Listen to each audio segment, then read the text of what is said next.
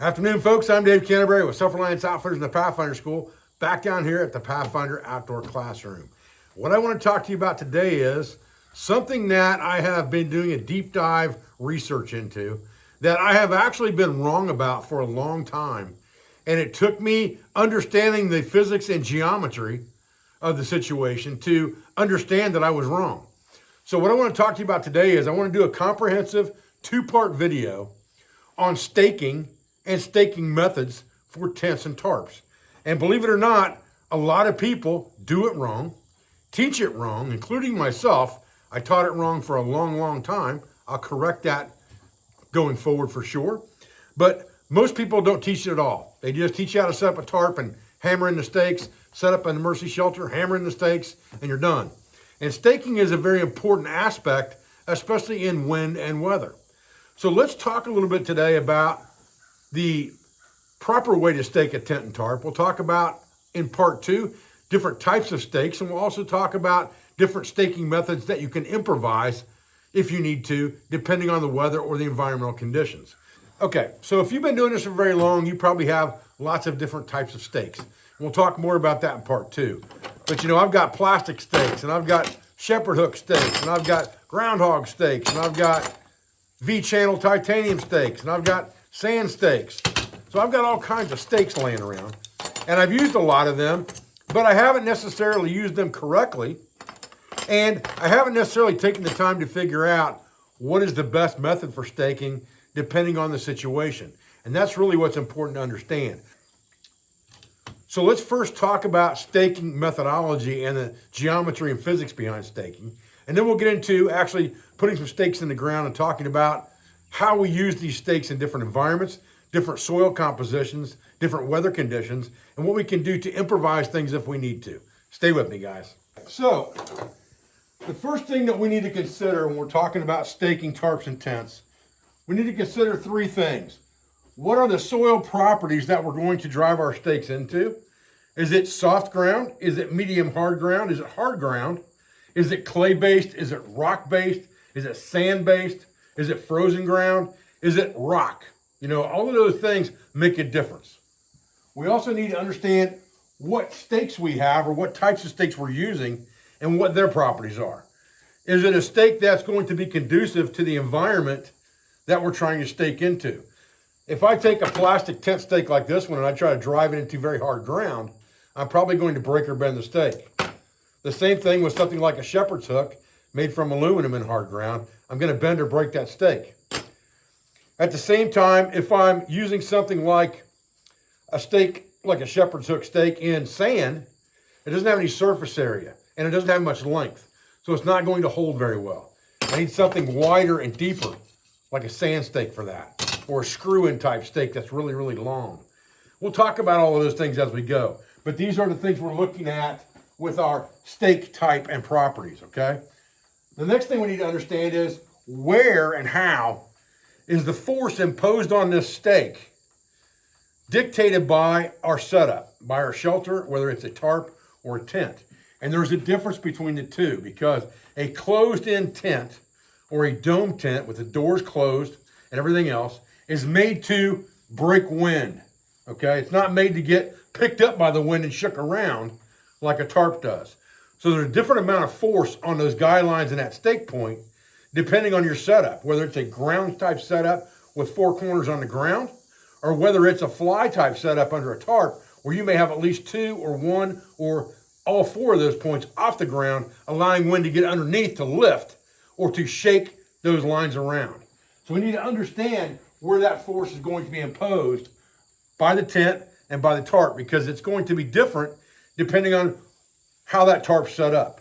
If your tarp is set up with two corners on the ground in lean-to fashion, and you've got an overhang pulled over the top with guy lines, if those guy lines are staked out, those lines are going to get a lot more stress than the two corners are that are staked right at the tarp. We'll talk about that as we go, all right? But these three things we consider first. Okay, the next thing we need to understand are the two types of friction that are put on a stake when it's buried in the ground. We have stake to soil friction and we have soil to soil friction. And it's important to understand this, and I'm going to draw an illustration on the board to help you understand a little bit better. So stay with me. Okay, so when we drive a stake into the ground, just say this is our stake, when we drive it into the ground, obviously you're creating friction with the soil because you're separating that soil substrate and burying that stake. So your friction is along the length of that stake. That is stake to soil friction. Soil to soil friction is what is around that stake when it's going side to side. So really you have two types of friction here. You have stake to soil friction, which is your stake being driven into the soil. And then you have soil to soil friction, which is created by the stake compacting the soil or pushing the soil as it moves side to side, all right? We need to understand that as well because it's important for the lesson in geometry. Okay, so looking at that stake again, driven into the ground here, we'll say the ground is here, all right? We'll talk about how far to drive stakes in part 2 of this video. But you can see this was driven down to the eye of the stake, where the stake loop would be. And with this, what we have is we have friction. If our guide line is going this direction, we have friction with the soil here, just like this, okay? So all of this soil is being pushed against. So you have a large surface area of this soil that's being pushed against because you're at a 90-degree angle to the ground. So you have maximum contact with the stake against the amount of soil that it's driven into. Now, what you have to remember about this is the strongest pull on this stake is going to come from the weakest point in the soil, which is the top layer, because as this soil gets deeper, it's going to be more and more compact as you go down, typically speaking. Now, I'm not talking about sand necessarily. I'm talking about normal soil conditions in the eastern woodlands where you may have clay-based layers, things like that. You're going to have looser soil at the top and more dense soil as you go down. So you're taking advantage of that by getting that stake deep in the ground and at a 90-degree angle straight up and down. You're taking advantage of all of that, all right? That's important to understand too. So we talked about, a minute ago, we talked about our stake in the ground, and we talked about the force, the shear force being pulled side to side, and this earth that we've got here giving us advantage. But the weakest part of that being the first few inches here, because that's going to be the looser soil, all right, where it can move side to side. If the soil is loose all the way down in here, then what we're going to have to do is we're going to have to take advantage of something called a dead man. And what we're going to need to do probably at that point is we're going to want to put our line under the ground in a stake coming out to the tarp so that we can bury that in the soil. So by putting that dead man in the ground and placing our rope in the middle somewhere here and coming out, or our tent guy line coming out, we increase the amount of stake to soil friction we have because we have all of this and all of this against the stake, and our point of force is coming from here. So we're pulling almost on a T at that point, and we have what's called a dead man setup. Okay, so when we're staking into loose soil, and that's not necessarily sand, that's any kind of loose substrate. If it's loose, 8 or 9 inches deep, you're going to have problems. How do you alleviate those problems? Okay, wider stake, again, increasing the surface area. Longer stakes, trying to get down below the softer layers. And then dead man, which we talked about a second ago. Now, here's the 2 cents, okay? A longer stake is going to probably not be as good as a wider stake. A wider stake is going to have more surface contact with the soil and more soil to stake friction, pulling side to side, especially something wide like these sand stakes.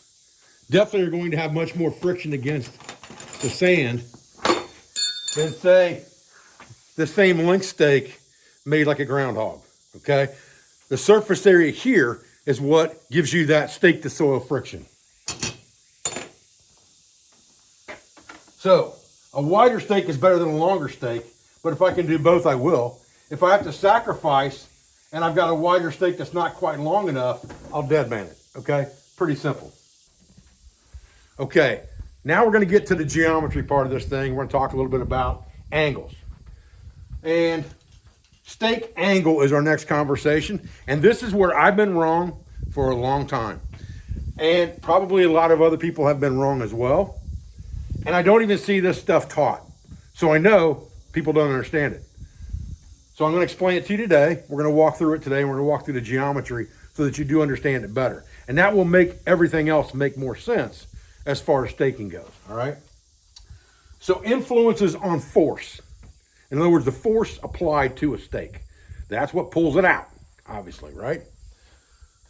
The angle of the line or the point of contact. In other words, the angularity of your tarp or the angle of the guy line to the tent or to the tarp. And then the angle of the stake. Both of those play a factor in how strong your setup is and how much it can withstand. Okay, so just for sake of illustration and types of force that we talked about on the stake, which was stake to soil, soil to soil, okay? Let's say that we have a guy line coming down to the ground here at a 45-degree angle. And this is our point at the soil here, okay? And we drive our stake in at a 45-degree angle here toward that line. Obviously, nobody's going to do that. Nobody's that dumb. But for sake of illustration, we talked about stake to soil friction right there. The only thing you're relying on to keep that stake in the ground under any conditions, tripping on the line, wind, weather, any of those things, is the stake to soil friction.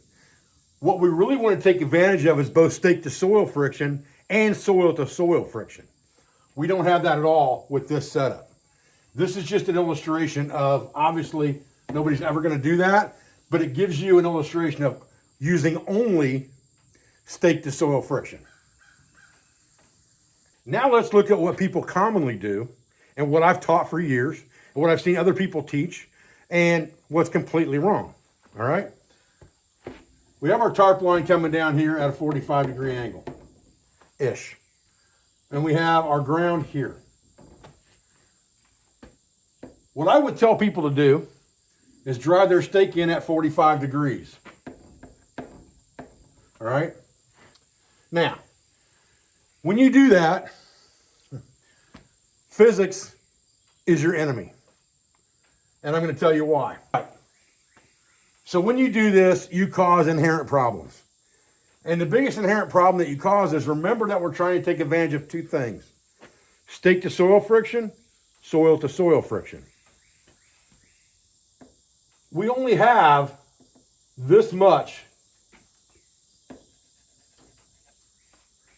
stake to soil friction, and part of this ground is probably going to be loose substrate, right? Because we've disturbed the ground. So now, when this force is being pulled this direction, it's not pulling very much soil to dislodge that stake.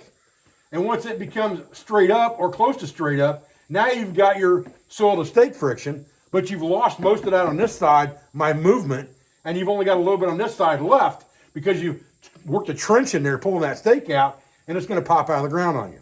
Now, if you were on hard ground, and this is probably why we've got away with teaching it this way in Ohio for so long, because Ohio is hard, solid rock ground in most of the place, okay? In that kind of condition, it doesn't matter if you screw this up a little bit. Unless you had a torrential storm come through, it's probably not going to matter, all right? So I'm not telling you this so that everyone's like, well, everybody puts their stakes in wrong. Everybody's going to die. That's not what I'm saying. What I'm saying is that in solid substrate, you can get away with these things. But let's talk about the correct way to do things and the correct geometry of a stake, the correct physics, and how force is applied, so that we understand if we get into a situation where we don't have the luxury of just beating that thing in the ground with a ball peen hammer or a back of our axe to get that thing in the ground because the ground's so hard. We want to know exactly what we should be doing, okay?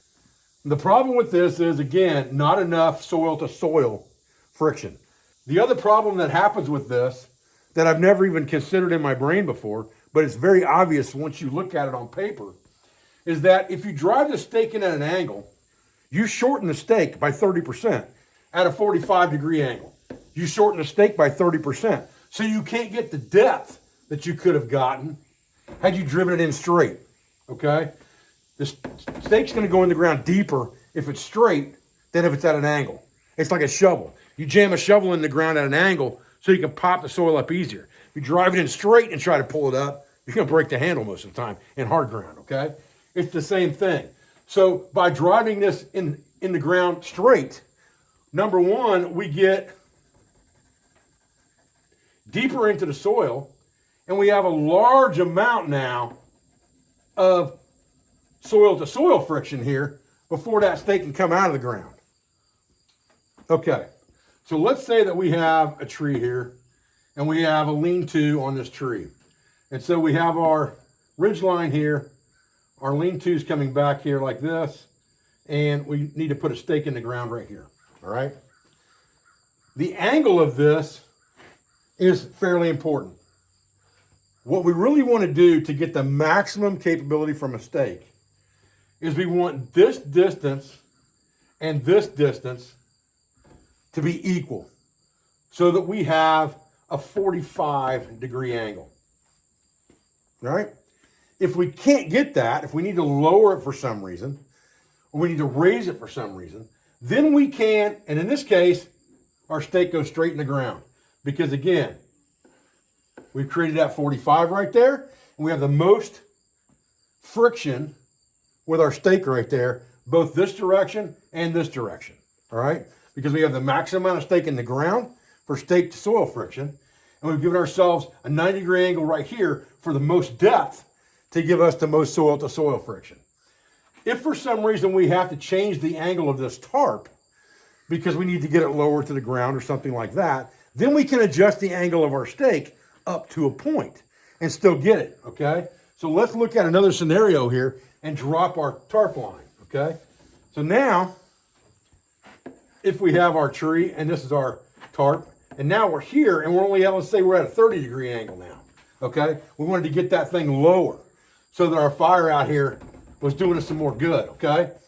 With our convective and radiant heat going on in here. So now, because our tarp's at 30 degrees and not 45, we're gonna adjust our stake a little bit.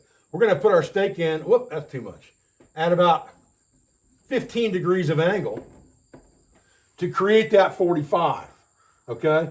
And now we still have all of this contact, and we still have contact here and here. So we still have stake to soil, soil to soil friction, but we've created that maximum 45 degrees there so that any force side to side becomes shear force, okay? Any force coming this way is the same thing. If you took this up, this would be a 45-degree angle coming through the center of a triangle, okay? That's what we're trying to achieve, okay? Is that 45 degrees if we can get it. Now, you don't want to go past 20 degrees on that stake angle. Once you go past 20 degrees, you're giving up length of the stake in the ground, number one. Number two, you're giving up, the more you raise that stake up this direction, the more angularity you have here, the less you have here compared to the same amount here as far as soil to soil friction goes. Okay, so let me draw this real simple for you on this soil to soil contact, because that's really what we're trying to achieve for the most part, all right? If we put our stake in here at 90 degrees, however, whatever the depth of our stake is, that length, if you take an equal length of that here and create a 45-degree angle, that is the force here is going to be pushing against this much soil. So you have that much soil contact in the way of that stake pulling out. If you take that same methodology and you put that stake in at a 45-degree angle, whatever length this is into the soil to here, now you only have this much soil in the way of that stake moving. It's very, very simplistic. So if the ground is straight up and down and you go the same length, now you have this much. Plus you have this. So you have all of this as well as what you already had here, which is almost or over twice as much contact soil to soil before that stake can pull out of the ground. All right, so summarizing part one here, real quick, okay? Lower guideline angles create more friction soil to soil. And when I say low angles, I'm talking 45 or less, okay? Those are going to give you that ability to create soil to soil friction when it's trying to pull your stake out of the ground. Higher angles are going to create more soil to stake friction, okay? If I have something that's pulling from up here on that stake, it's pulling it more up than it is sideways. So it's giving it more stake to soil friction. It's working that more than it is the soil to soil friction. And soil to soil friction, really you want to be at least equal or more than your stake to soil friction. And we don't want steep stake angles, okay? Because we know, number one, if we angle our stake a whole bunch, 45 degrees-ish or more, it's going to reduce the length by 30% at 45 degrees, which means we get less penetration in the ground, which already gives us less stake to soil friction. And at the same time, that angle creates less soil to soil friction because you don't have as much surface area of soil against the stake deep in the ground, all right? We talked about that. We showed that in some diagrams, so I hope you understand that as well. So you don't want steep angles on your stakes either. 20 degrees is the max angle you really want to put on a stake. 15 is better. Now, if you have something where you're going to put that stake in at 90 degrees, let's say you've got the corner of a tent sitting here, you're going to put your stake in there at 90 degrees because that's shear force this way, pretty much, okay? If you tilt it back just a shade and it pulls for some reason when you go to the other side, then you're at 90, right? So it doesn't matter if you tilt it back 5 degrees right off the bat and it comes back to 90. What you don't want to do is tilt it a whole bunch because as soon as that moves a little bit, it disturbs a lot of soil on the surface. And because you don't have much stake to soil or soil to soil friction there, you're going to disturb that stake a lot in that one place and make a weak point, okay? Now, my hope is that that didn't royally confuse somebody, okay? Because it wasn't meant to. What it was meant to do is show you how physics and geometry work when it comes to putting stakes in the ground, because I think it's something that's not well covered in the survival and bushcraft community. And it's something that needs to be covered because those stakes in the ground are really your lifeline between keeping that shelter over you and that shelter possibly getting destroyed or losing that shelter or tearing it up overnight in bad weather. I appreciate your views. I appreciate your support. I thank you for everything you do for our school, for our family, for our business, for all of our sponsors, instructors, affiliates, and friends. And I'll be back with part 2 in staking methods tomorrow. Thanks, guys.